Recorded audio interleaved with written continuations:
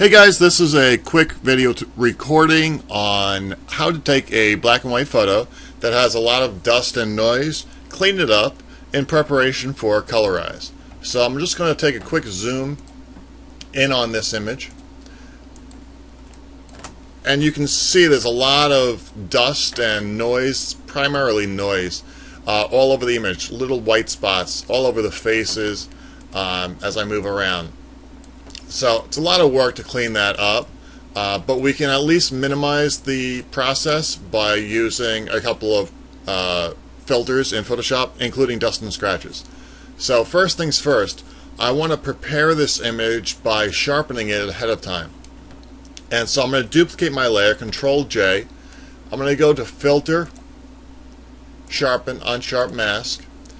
And the settings I want to use are to accentuate the eyes on all of the figures here. As we can see, a lot of the elements of the image are already over sharpened. There's a halo where you see black hitting white. It's a halo effect. That means something was over sharpened. We don't want that. We're going to try and fix that in the process of working on this image. But what we don't have is sharp eyes in some of these people. So I want to bring that up. My recommendation for a standard size photo, 8x10 or so, is start with somewhere between 175 and 225 on the amount, and your radius should be between 1 and 0.7, somewhere in that ballpark. That's for a standard photo that you took with your camera. So that's our starting point. I'm taking a look at the eyes before and after. Yes, but a little too much of a halo. I'm going to tone this down a little bit. And before and after. That's better. We got some contrast on the eyes there, and I'm going to hit OK on that. I'm going to put a mask on this. I'm going to invert it. I'm going to take my brush and paint with white, and wherever I paint with white now, it's just going to accentuate the eyes, or it's going to accentuate whatever's underneath it. So I'm just going to apply that there. If something doesn't need it as much, I'm going to do it at 50%.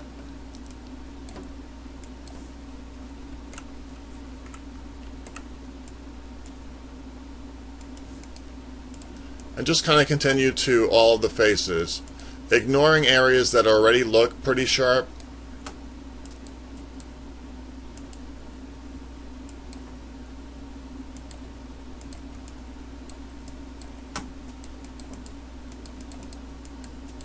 Just getting the edges of the veil there, inside details, lips, hair, etc.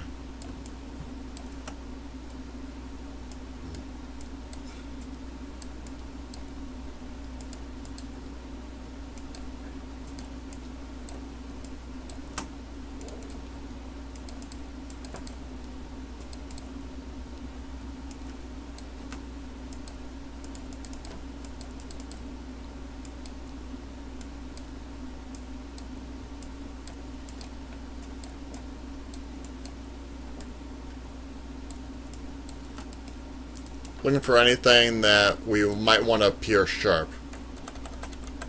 Cloth itself, we don't, so we stay away from that. We're just looking for details like hands, buttons, and such. And this will give the illusion of sharpness, even if the image isn't necessarily very sharp.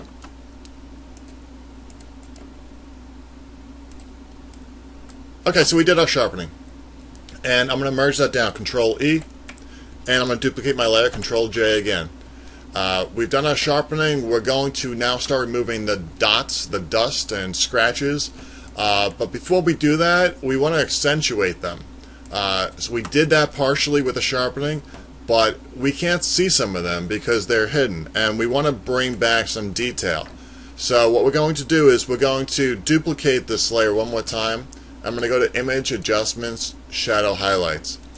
And with shadow highlights, I want to take a look at my highlight areas and see if I can bring some detail back into them, even if we don't necessarily want it, but any kind of good detail we'll try to hold on to. And in our shadow areas, like up here, we want to kind of bring that up in detail. We're seeing a lot more noise with that. We'll adjust accordingly. But let's bring that there. Alright, so we got some brightening up there. We got some detail back in here.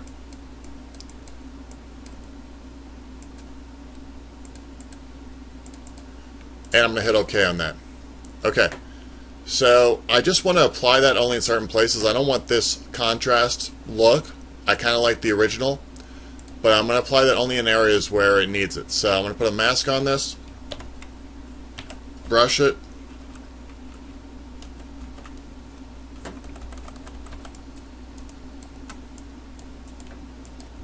And just applying this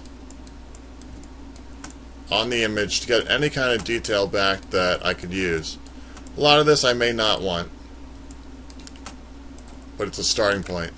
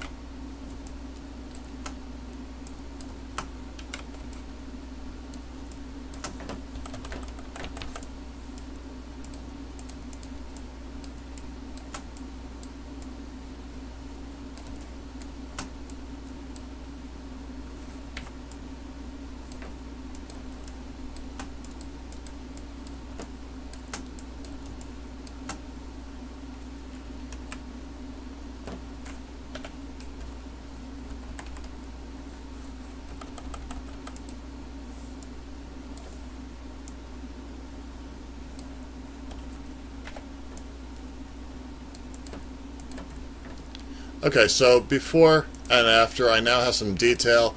It's a lot of noise in there, but we're still going to kind of work with that. Let me just see if I have any detail coming into these hands here. Nope. Not much to work with. Oh, that's okay. So we're going to merge this down. Alright, so right now we have our original image and we have our image with sharpening and with a balance of the brights and shadows, more or less. Okay, I'm going to pause for now and continue in the next part.